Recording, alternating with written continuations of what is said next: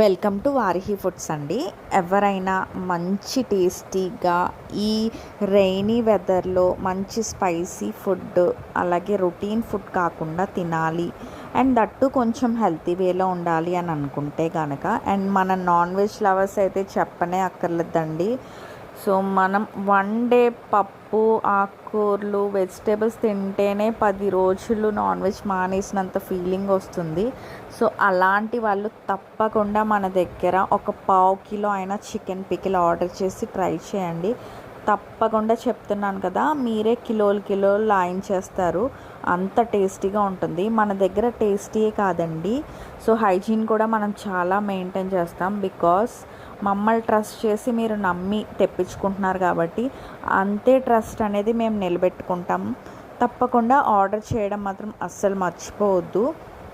స్పెషల్గా చెప్పాలంటే మన చికెన్ పికిల్ అండి.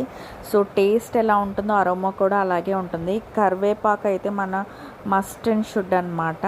సో క్వాలిటీ విషయంలో మనం కాంప్రమైజ్ అవ్వం. అండ్ టేస్ట్ అంటారా, తప్పకుండా మీరు ట్రై చేసి చెప్పాల్సిందే.